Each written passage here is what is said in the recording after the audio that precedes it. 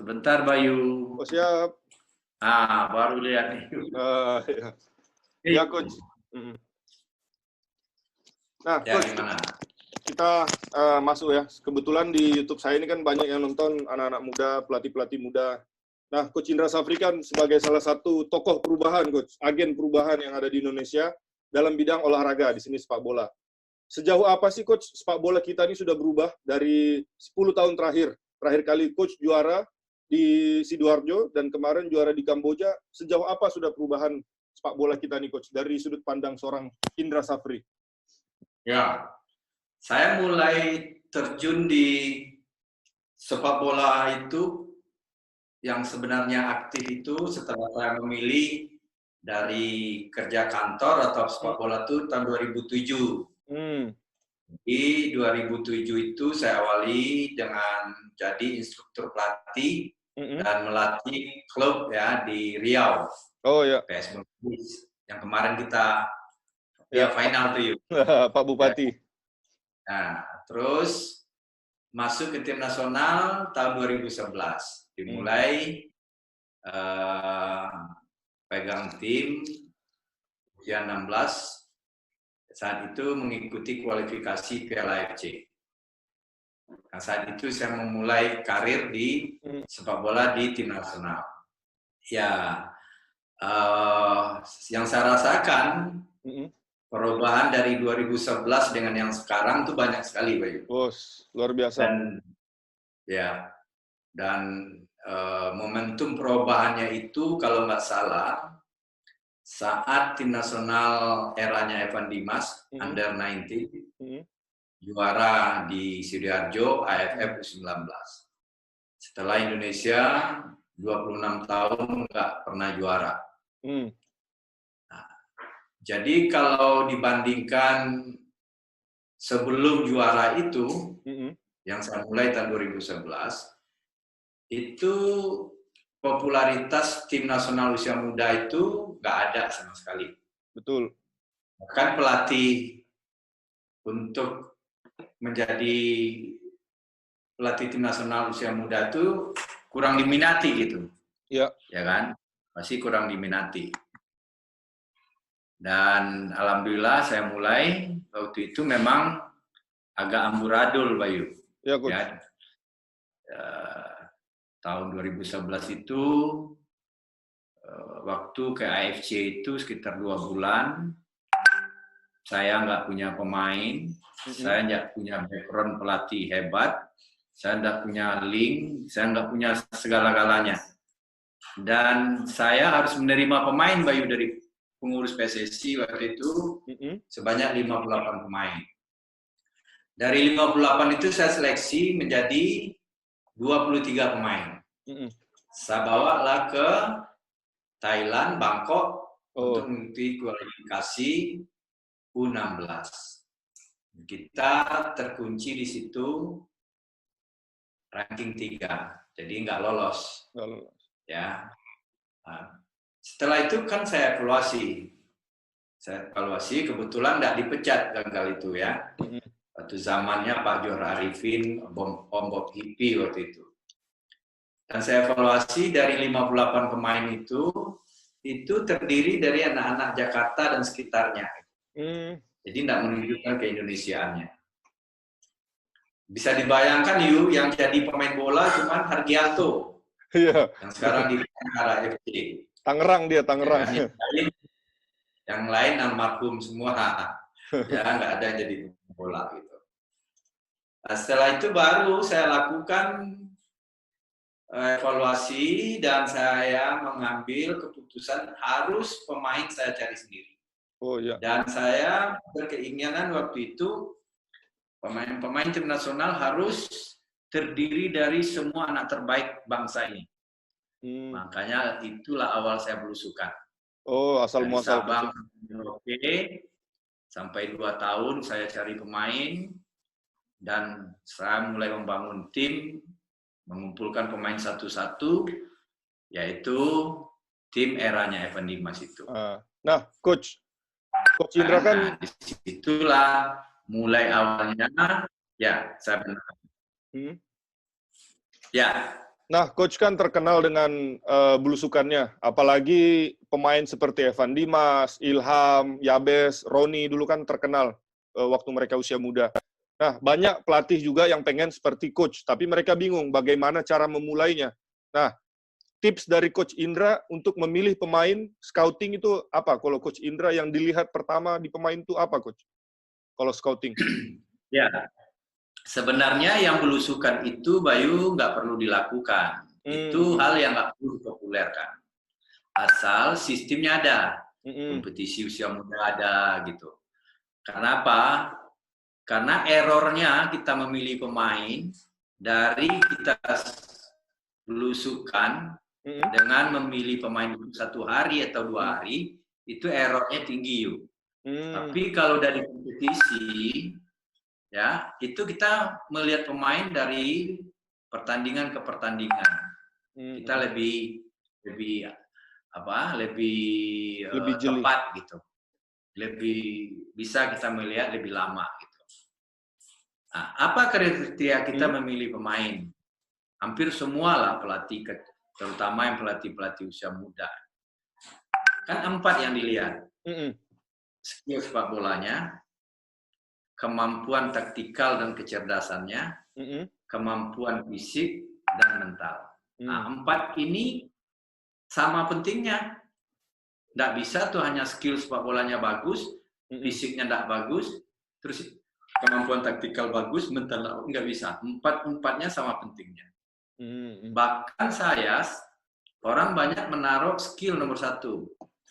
Nah, saya ini nomor 1 itu mental. Mental dulu mental, ya. Kalau bicara mental kan bicara karakter kinerjanya gimana, orangnya mau kerja keras enggak, dan lain-lain sebagainya. Dan karakter moral, attitude-nya dia, ya kan, bagaimana hubungan baik dia dengan pencipta, ibadahnya.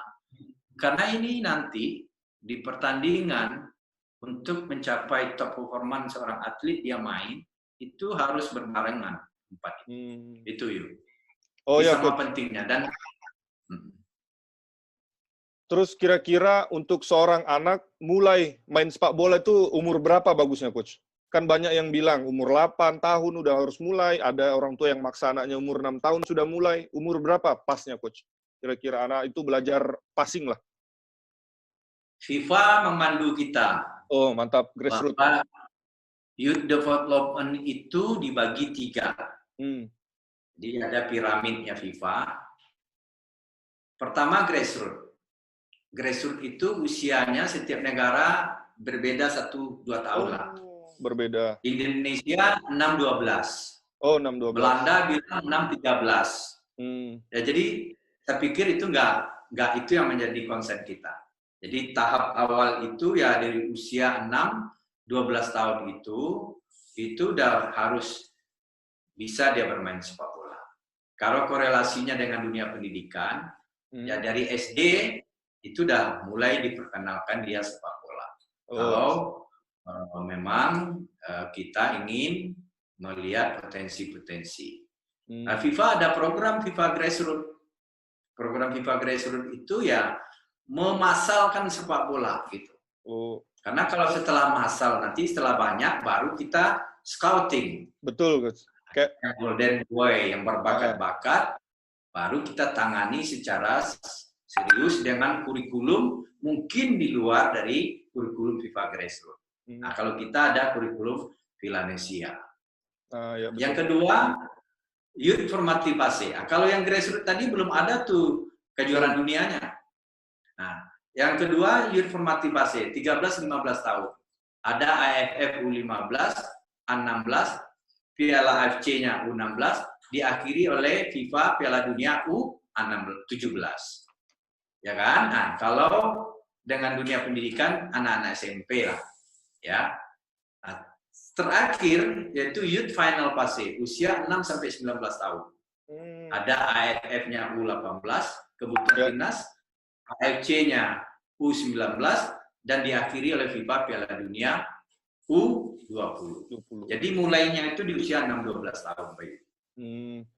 Nah, Coach, ada yang bilang juga tim nasional yang bagus itu lahir dari sepak bola di akademi yang bagus. Nah, untuk menciptakan akademi yang bagus butuh kompetisi juga, Coach. Tapi banyak teman-teman saya mengeluh di daerah, kompetisi bagus hanya ada di Jakarta dan sekitarnya, Coach. Nah, kira-kira apa solusinya, Coach? Karena Indonesia ini kan 17.000 pulau.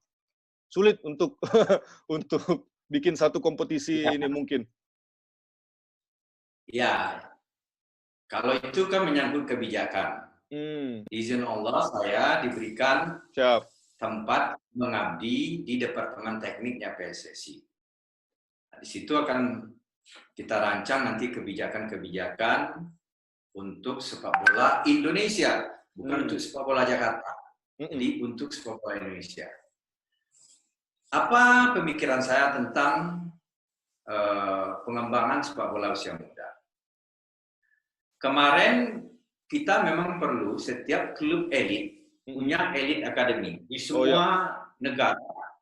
Klub-klubnya punya tim bawahannya. Kalau di Italia ada Primavera, ada lain-lain sebagainya di bawah. Ada kelompok umur di bawah itu. Dan itu kewajiban dari klub itu membina. Tetapi seperti yang Bayu bilang tadi, Indonesia ini luas.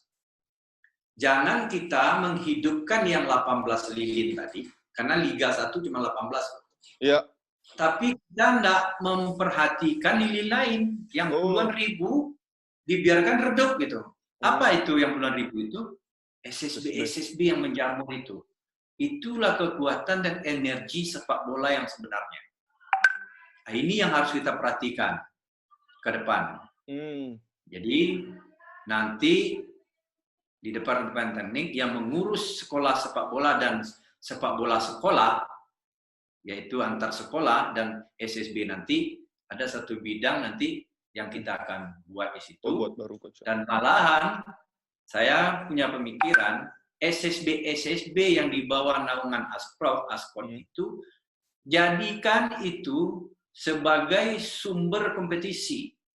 Kalau dulu memang ada Remtar, itu kan ada klub-klub kecil dulu di setiap Asprof. Sekarang kan hilang.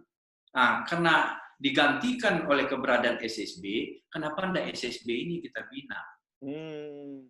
Dengan cara apa? Supervisi pelatihnya.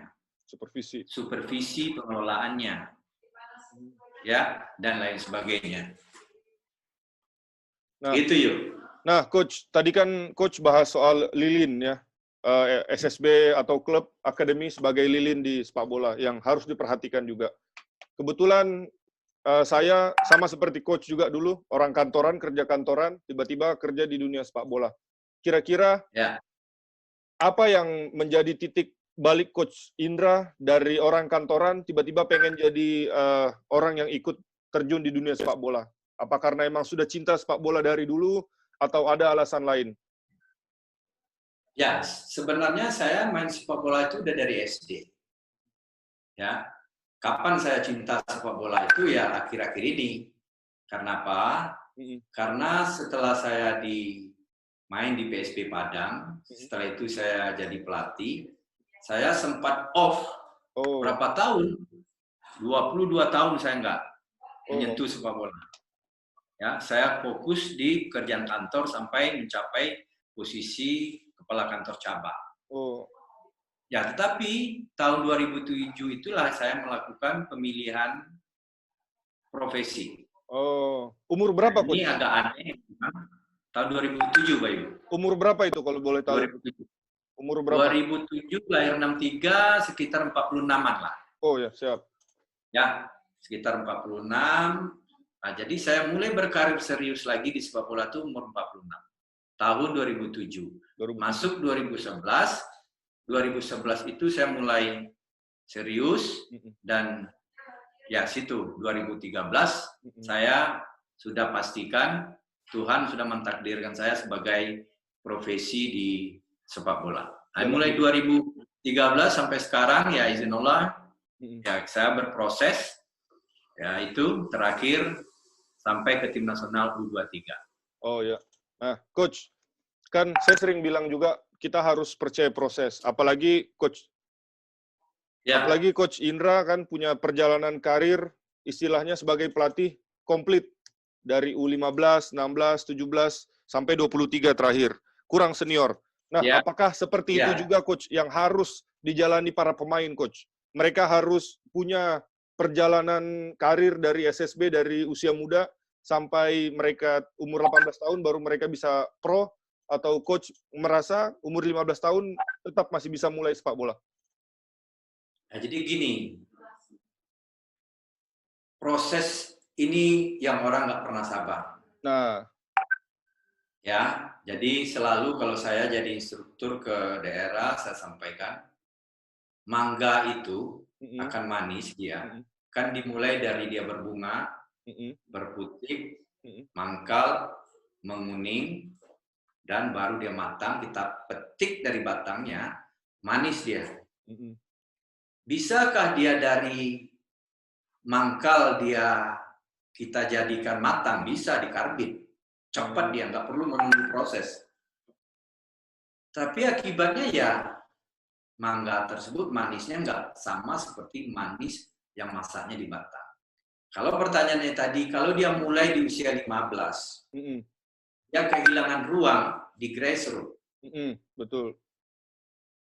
Ya, padahal proses belajar itu dibagi 3, Wayu. Kognitif, asosiasi, dan otomatisasi. Kognitif itu pengetahuan awal. Di sanalah kita memberikan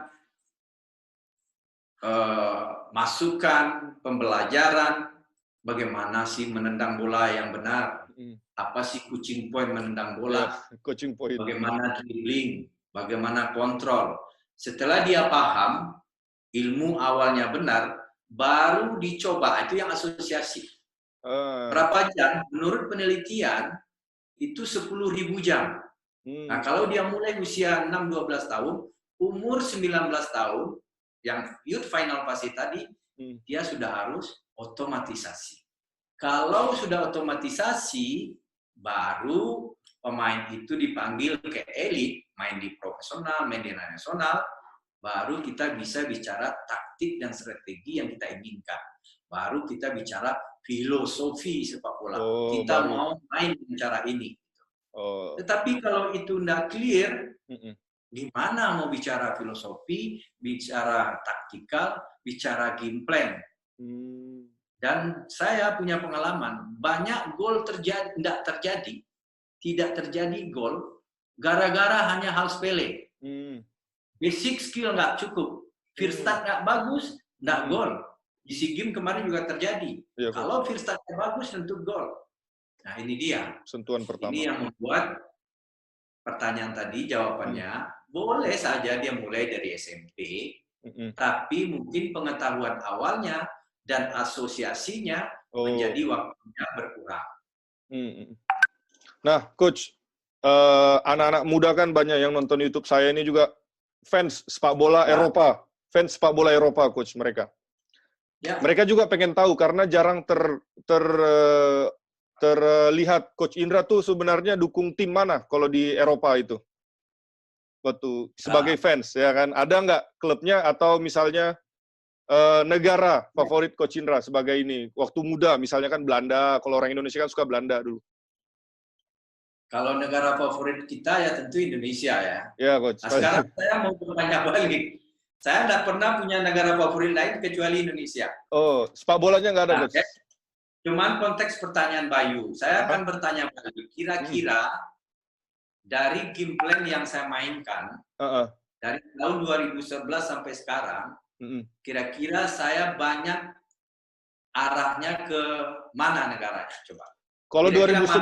Kalau 2011 Coach mulai melatih lagi dan mulai sukses, kalau kita tarik balik Piala Dunia 2010 itu juaranya adalah Spanyol, ya sepertinya di situ.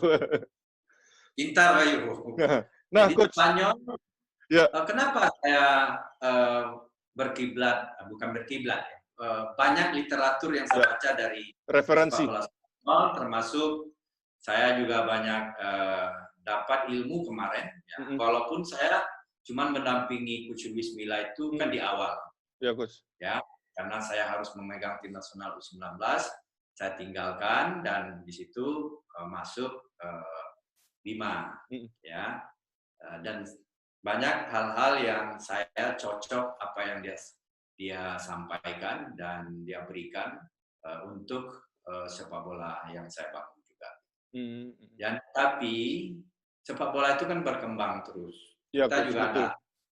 tidak hanya harus berkiblat ke negara Satu. lain. Kiblat yang paling pasti negara kita. Karena kalau bicara mau memainkan sepak bola Indonesia, tidak bisa sama dengan cara memainkan sepak bola Spanyol. Makanya waktu kita menang di AFF itu, ini tiki taka katanya. Bukan, saya bilang, ini sepak bola Indonesia, ini PP Pak. Pendek, panjang. Ya, kenapa kita malu? Kita punya tren sendiri. Ya, kita boleh tertinggal, tetapi jangan juga minder gitu. Betul. Tertinggal kan karena dia lebih maju dan lebih baik pengelolaannya.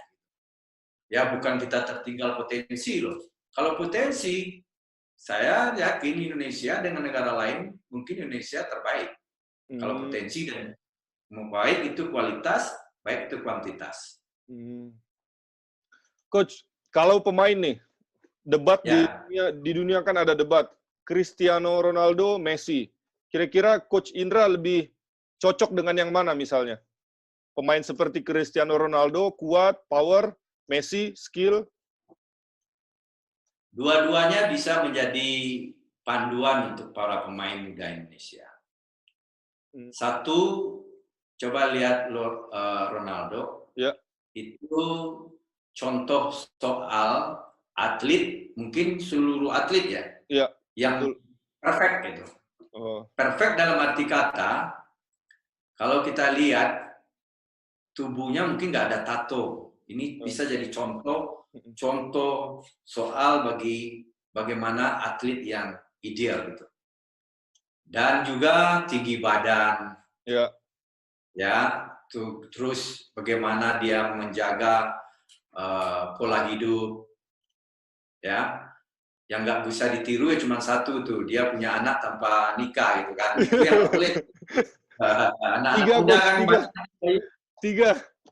Nah, 3 ya kan, nah, itu nggak boleh. Tapi kita orang Indonesia harus selalu boleh kita mencontoh, ya. Tapi jangan berlebihan dan harus selektif. Contoh hal yang lain. Nah, kalau Messi tato banyak. Itu contoh pemain yang dilahirkan dengan bakat yang super gitu. Ya, betul. Ya kan? Bakat yang super kayak Maradona. Badan tidak ideal, ya kan? Tetapi dia pemain yang mungkin kalau dilihat dari kesuksesan antara Ronaldo dan Messi, ini orangnya imbang gitu. Oh, imbang. Ya, satu Ronaldo atlet yang dibuat, yang satu Messi atlet yang ditakdirkan lahir sangat berbakat gitu. Jadi dua-duanya saya pikir contoh lah yang baiknya, tapi yang tidak baiknya juga jangan dicontoh gitu. Nah, Coach, kita kan lagi masa corona ini masih belum selesai. Ya. Tapi kita kan kerja di dunia sepak bola. Di Korea misalnya sudah mulai sepak bola. Terus di Eropa, contohnya di Spanyol, kemarin saya ngobrol sama Coach Luis, dia bilang di Spanyol mereka mau mulai lagi, tapi ada karantina dulu untuk para pemain selama 1 bulan. Jadi dibagi 5 pemain, 1 pelatih. Itu selama 2 minggu. Baru nanti dievaluasi, kalau tidak ada yang sakit, baru mulai lagi liganya. Nah, menurut Coach, solusi paling pas untuk momen saat ini apa, Coach? Apa prioritas kesehatan dulu atau bagaimana, Coach? Ya. Satu lagi, kita harus punya keputusan sendiri. Kita harus berkiblat ke negara kita sendiri. Jangan orang di luar makan singkong, kita juga ikut makan singkong. Orang mulai kompetisi juga kita ikut kompetisi. Karena menurut saya pribadi, kompetisi itu tidak hanya menonton orang 22 orang berlari ke sana kemari. Ya. Bukan itu tujuan kompetisi. Iya. Kompetisi itu tujuan utamanya adalah sebelum ada industri sepak bola ini untuk menghibur masyarakat. Ya. Di situ ada adrenalin yang muncul, Hmm. ada euforia, Ah. ada semangat, ada fanatisme, ada motivasi dan lain-lain. Tapi kalau hanya memulai kompetisi hanya untuk orang berlari-lari di lapangan 22 orang, ini terlalu rakus kita untuk cepat-cepat memutar kompetisi. Nah, sekarang balik ke negara kita. Tetap satu suara dengan apa yang diputuskan oleh pemerintah kita. Oh, karena ya. ini bukan wabah yang main-main. Ya, ini bisa membuat kita ya meninggal dan sudah banyak korban gitu. Jadi apa yang disampaikan oleh pemerintah kita memang harus patuh gitu. Jadi yang penting sekarang sampai nanti titik yang benar-benar sudah aman, kita bahu-membahu semua institusi, masyarakat membantu pemerintah melawan COVID-19. Karena kalau ditanya tadi, mana yang penting kesehatan daripada sepak bola? Oh, jauh penting kesehatan. Jauh lebih penting kesehatan. Tidak ada apa-apanya sepak bola. Dan sepak bola ini pun juga sebagian kecil kegiatan dari kita berbangsa dan bernegara. Oh iya. Jadi jaga kesehatan dulu. Oh, iya. Kapan kita mulai kompetisi kita, kapan kita mulai lagi sepak bola kita, ya kita lihat situasi. Iya. Dan solusinya kan sudah dilakukan oleh semua orang, ya kan? Iya. Tidak mungkinlah kita kalah dengan corona. Manusia yang paling sempurna itu diciptakan Tuhan, siapa kan manusia. Kan udah dibilang. Bukan kalau virus. sempurna ya pasti kalah yang tidak sempurna. Gitu. Nah, ini aja kita biasanya nggak kepikir nih. Iya, Bisa betul. kita belajar jarak jauh, komunikasi jarak jauh, coaching klinik jarak jauh. Nah, ya kan tandanya kita lebih sempurna. Jadi mudah-mudahan jangan juga menghalangi semua kegiatan-kegiatan kita. Gitu. Dan saya sudah mengimbau mulai dari pemain profesional sampai SSB tetap berlatih, ya, tetap berlatih mandiri, gitu. Kemarin saya ngobrol-ngobrol sama Papi, Coach. Dia bilang, wawancara saya juga dong, Bes, kata Papi. Oh, dokter, ya Papi. Dia bilang wawancara saya juga. Nanti saya bilang, dia bilang jangan latihan pakai masker, katanya dia. Saya nggak mau pemain latihan pakai masker, kata dia. Yang penting kesehatan dulu kalau kata Papi. Iya, setuju sama dokter. Iya. Ya, jangan mau kemana, cuma main bola pakai masker, nggak boleh salaman. Ya, boleh salaman. Nilai dari sepak bola itu ya bukan berlari-lari, nilai persahabatan, ya, persaudaraan, ada peluk itu. Tidak boleh ya, rayakan kan? Gol, tidak boleh rayakan gol, Coach. Iya, bagus ya kalau bagi yang Muslim ngaji aja di rumah dulu, terus boleh latihan gitu. Iya sih. Ya. Nah, Coach, terakhir kita minta kata-kata motivasi buat Coach, buat pemain-pemain bola yang sedang pengen mulai, Coach. Kira-kira apa kata-kata dari Coach? Jangan menyerah atau bagaimana? Karena mereka harapannya juga besar terhadap sepak bola kita. Mereka mimpinya besar, pengen juga mereka jadi kayak Evan Dimas, pengen juga mereka jadi kayak Egy, pengen juga mereka pelatih banyak, pengen juga jadi kayak Coach Indra Safri, yang bukan dari orang bola, tapi pengen sukses. Nah, kata-kata terakhir, Coach, sebelum kita tutup. Semua orang itu diberikan potensi oleh Tuhan. Macam-macam potensi. Apapun nanti potensinya, jangan lupa, dia akan bisa mencapai puncak prestasinya atau puncak karirnya harus menempuh suatu proses. Lalui proses itu dengan baik, elemen-elemen apa aja yang harus dilakukan, lakukan dengan baik, maksimal, dengan semangat, menolak, menyerah. Luar biasa. Terima kasih, Coach, sudah sama-sama kita tadi 20 menit. Sehat terus, Coach. Semoga cepat kembali ke Jakarta, ketemu cucu di Tangerang, nanti ketemu kita di PSSI, insya Allah habis Lebaran. Di Jakarta sampai tanggal 18, Coach. 18 terakhir. Oh, terakhir. Terakhir info 18, mall sudah buka, mall. Oke, Ya. siap. Terima kasih Coach. Waalaikumsalam warahmatullahi wabarakatuh. Waalaikumsalam warahmatullahi wabarakatuh.